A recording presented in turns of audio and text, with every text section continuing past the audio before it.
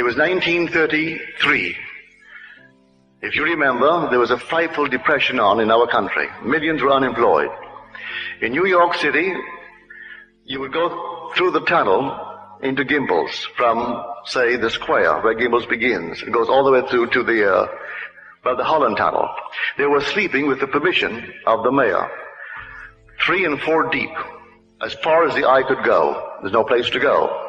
In the park, in the summer months, they were allowed to sleep in the park, sleep all over the place. And there were long lines for coffee and bread that were there to give them. There were millions unemployed. We then had a population of not more than, say, 130 million, as against today's 192 million. I was a dancer, and if you couldn't eat, you couldn't pay to watch a dancer. So there were no shows playing on Broadway. I think we had 5 Broadway shows, and they were running on paper. Just people passing out paper to go and see them, really, instead of the usual 50 and 60 shows that you usually get. Well, what I'm getting at, I didn't have a job, I had no money, and I was living in a basement on 75th Street, and he lived on 72nd Street, in a very lovely home that was owned by Morgenthau, whose son was then the treasury of our country, a cabinet member, but his father owned this house, but he didn't live there, and he rented the first floor to my friend Abdullah. I said to Abdullah in the month of October, late October, Ab, you know, I've been gone from Barbados for almost 12 years. Came here in 22. And it's almost 12 years, I've never had a desire to go back. But now I have a hungry desire, a haunting desire to go to Barbados. Not a thing stops me but the lack of money. I have no money. He said to me, you are in Barbados. I said, I'm in Barbados? He said, yes, you are now in Barbados. And so, you see Barbados, and you see America from Barbados, and you can smell the tropical land of Barbados, see only the little homes of Barbados, and that's all you do. You just simply sleep this night in Barbados. Well, I thought him insane, really. I mean, at the moment, it seemed so stupid, because 72nd Street, we still had 50 and 60-story buildings. And little Barbados was a little 3-story building, almost the tallest that you'd find, and narrow little streets and no sidewalks. And I'm walking on a sidewalk wider than the wide street of Barbados on 72nd Street. But nevertheless, that night I slept in Barbados. I assumed that I'm in Barbados in my mother's home. And then I saw America relative to Barbados, and it wasn't under me that night. It was north of me, about 2,000 miles. Well, the next day, I didn't tell him anything.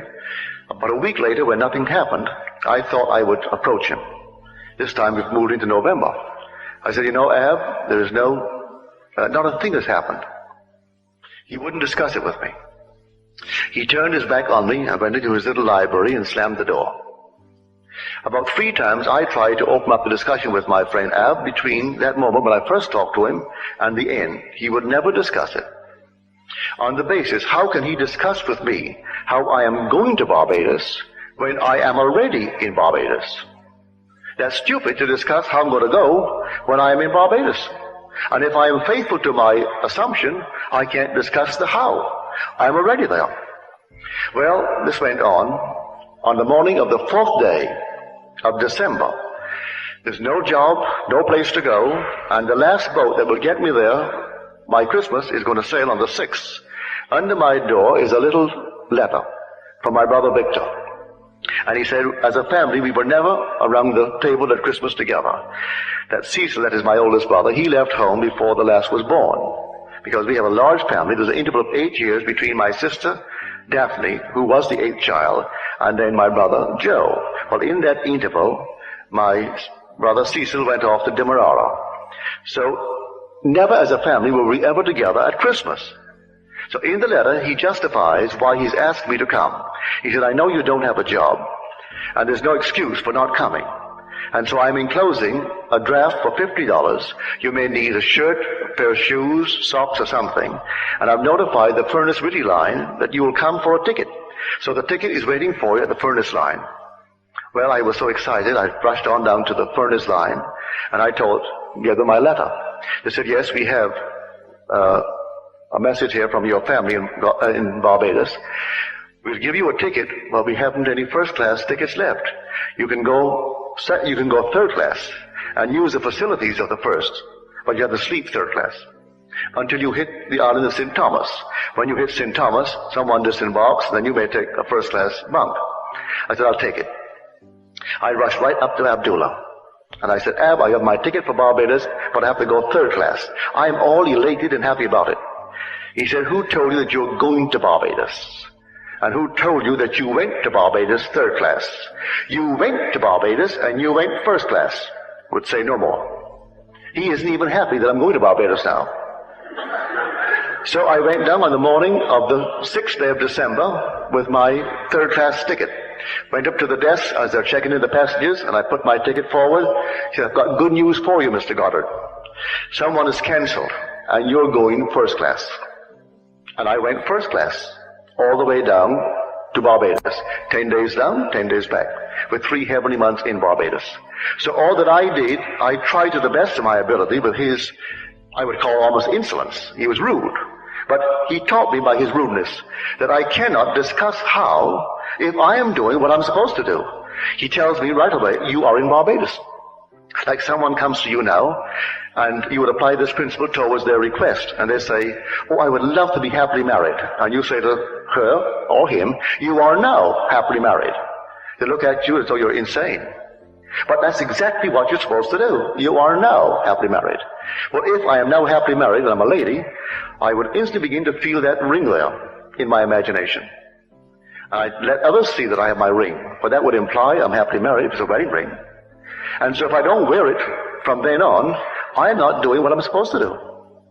So in my imagination, I have to go to bed wearing my ring. And actually do all that I would do in that state. Oh, he said, you are in Barbados. And I'm in New York City physically, but he put me in Barbados in my imagination. So that I slept in Barbados to the best of my ability. But you know, days go into weeks, and the weeks went into a month, and I'm trying my best to open up the discussion with him to get a little hope. No hope. He wouldn't give me any encouragement if I did what he told me to do. Well, we all are in discussion, another little push. And so he taught me the lesson that there is no such thing as a little pregnancy. No such thing. If you did it, then you're pregnant. Let the child grow. And interference with it is going to be a miscarriage. You assume that you are in Barbados. Now you're pregnant. The idea is you're going to give birth to a journey and which is going to land you right in Barbados. So you've assumed it. That is conception. Now, don't try to argue. You have conceived. And all you have to do is to be a faithful mother and bear that child. And don't discuss it with me anymore. He never discussed it after he told me I was in Barbados. And I learned so many things from the old fellow. I came back because I wasn't drinking. I brought him 2 lovely old bottles of brandy. The best that we had in the island. 2 lovely bottles. And some rum. So I gave him my father's rum, gave him the brandy. A week later, he said to me, say, how long do you expect those things to last? Learn my lesson. I thought he would sip those things for a year. Oh no, they were gone. And he wondered how long I suppose these things to last for him. And of course he really disillusioned me terribly on so many things because I would go and dine with him. And Abdullah, I was then a strict vegetarian. I was trying to overcome it after I came back gradually. And of course he would sit down and he would have 2 or 3 big shots of rye. I mean big shots of rye. And then he would wash down his meal with a lot of porter.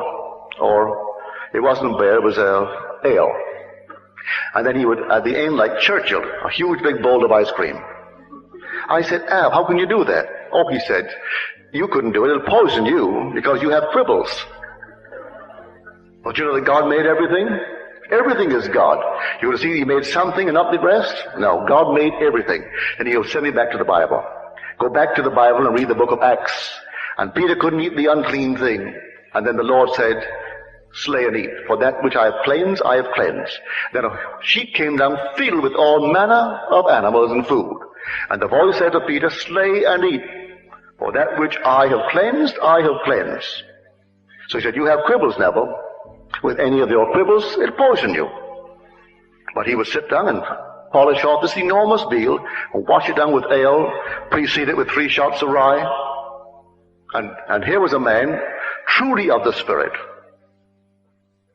But if I judge from appearances, I would say, well, he can't be a holy man, for which today I'm most grateful that he wasn't, because he taught me real Christianity. And he was born in North Africa of Jewish parents and raised in a strict Orthodox Jewish home. But he knew more Christianity than anyone I've ever met, because he spoke the Hebrew tongue perfectly. He spoke other tongues, and rabbis would come to study with him. And he and I would discuss day in and day out for over 5 years, teaching me all that he could teach me that I could absorb concerning the Kabbalah, the great mystery of how this thing is put together in these simple little letters of Hebrew. I know that before the Civil Rights Bill in New York City, no Negro could go to the box office and buy a seat in the orchestra. To get a seat in the balcony, you think Abdullah would ever let me go and buy the seats? No. Abdullah would go right straight down to the box office, and he was a Negro, I tell you. And you go right down and say, I want two in the center. I don't want too far back, not beyond the 6th row, right in the center. Yes, sir. Buy the 2 seats. For any show. The first opera I saw, Abdullah took me to it. It was Parsifal. 5 hours, and I'd never seen one before. It seemed it would never come to an end. Of all the operas to be introduced to opera through Parsifal. Good Friday it was too. You go on Good Friday in New York when you go to Parsifal. And you sit there and you think, my Lord, is it ever going to come to an end? And he is drinking it in. Every little note he understands, every little point. And he's so in love with it. And I'm sitting, because I'm next to Ab, just waiting, hoping. But nothing happens. It goes on and on and on. And then 5 hours later, and then that's it.